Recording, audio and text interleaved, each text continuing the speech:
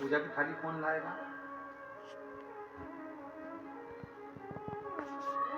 पूजन का सामान कौन देगा? जिसकी पूजन करने बैठे हैं वो कृपा करेगा। जब तुमरुका जी ने पार्थिव पूजन बताई, शिव जी ने तुमरुका जी से कहा कि तू पूजन बटवा कर आ गया, पार्वती को पार्थिव पूजन में सामान लगेगा, पार्वती जी जंगल में है, कहाँ से सामान लाएगी? तुमरुका जी बोले चिंता मत करो प्रभु, जब एक विश्वास शिव के प्रति जब कोई कर लेता है तो उसको भरोसा रहता है शिव जी सारी व्यवस्था कर ही दें। तुमने तो आने की सोची थी, मुझे सीहोर जाना है, व्यवस्था किसने करी? उसने।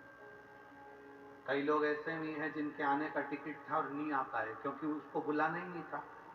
यहां कुबेरेश्वर बाबा की धरा पर 12 ज्योतिर्लिंग के मध्य बिंदु पर वो ही आता है जिसको बाबा कुछ देकर भेजता है, वरना बुलाता ही नहीं है।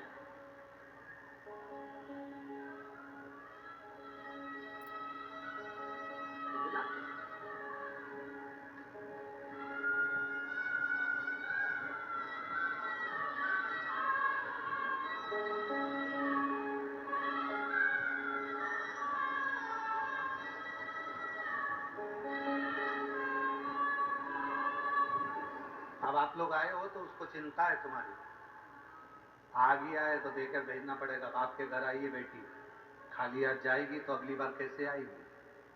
और यहां से जाने के बाद कहेगी मैं तो गुरु पूर्णिमा की कथा सुन के आई थी, मारे तो नहीं दिया। और दामाद उन भी कहेंगे हम तो गए थे, बच्चा उन कहेगा नाना के अगर गए, कहीं नहीं दिया नाना जी ने।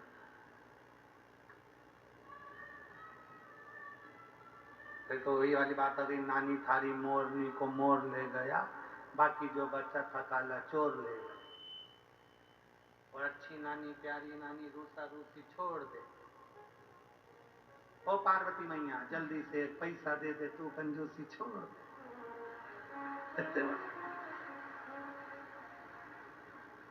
जो मांगो वो मिलता है, पर उससे संबंध अच्छा बनाना, प्रेम का, प्यार का, प्यार का।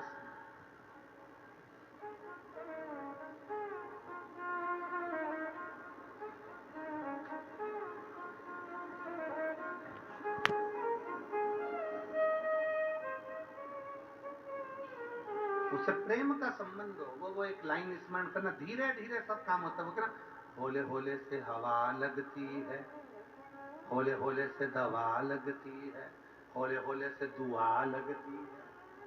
ये धीरे धीरे धीरे धीरे होता है।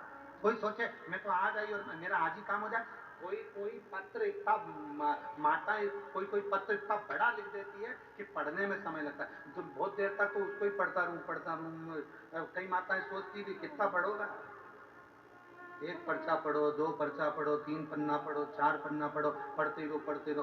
तो कई पत्र बहुत बड़े रहते हैं तो उनको पढ़ने में थोड़ा समय लगता है। और कोई पत्र में केवल इतना सा लिखा रहता है 21 साल के बाद संतान हुई, कोई पत्र में लिखा था मेरा कैंसर का रोग ठीक हो गया, कोई पत्र में लिखा था मेरे साथ बाबा ने ऐसा कर दिया। वो पत्र तुरंत पकड़ाई में आ जाता और पढ़ लेते और तुरंत बोल देते। अब पत्र को पढ़ूं, फिर उसमें से निकालूं, पढ़ूं,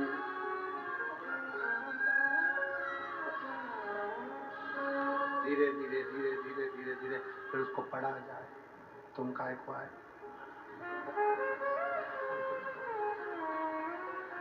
अब पत्र पढ़ा जाए।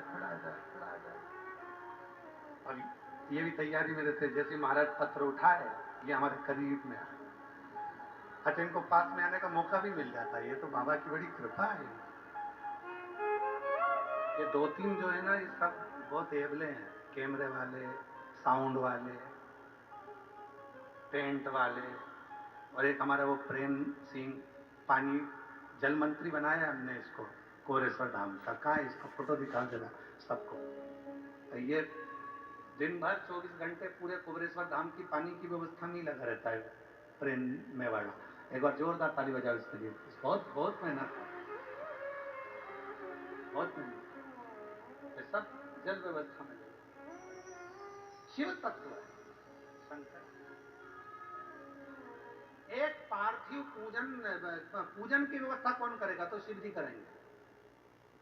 हम तो बाबा के भरोसे व्यवस्था वो करे। शिव जी ने पार्वती जी के पूजन की व्यवस्था करी, पार्वती जी ने पूजन करी, शिव जी प्रसन्न हुए, पार्वती जी को संगनी बनाया, समय बीता, उन्हीं के घर में सुंदर आनंद के साथ भगवान श्री गणेश जी महाराज का प्रागट्य होता है। जोरदार ताली बजाएं भगवान श्री गणेश जी महाराज। आज कथा का तृतीय दिवस विराम हो गया। कल कथा का कौन सा दिन है? कल कथा की क्या है? जम के बोलो जरा। कल कथा की शिवरात्रि है। परसों के दिन कथा विराम हो जाएगी, कल कथा की शिवरात्रि रहेगी। बड़े आनंद के साथ बाबा की सुंदर आनंदमय कथा का लाभ ले रहे हैं। आप लोगों से एक निवेदन है, भीड़ बहुत ज्यादा है, लाखों में आप लोग आए हैं, पूरे पंडालों में, मंदिर में, प्रांगण में, बाहर अंदर बहुत ज्यादा संख्या में है। एक निवेदन है, फिर निवेदन हम कर रहे हैं, पहले भी करा, आज फिर कर रहे हैं। जब भी कुबेरेश्वर धाम आए, सोने की रकम पहनकर मत आओ।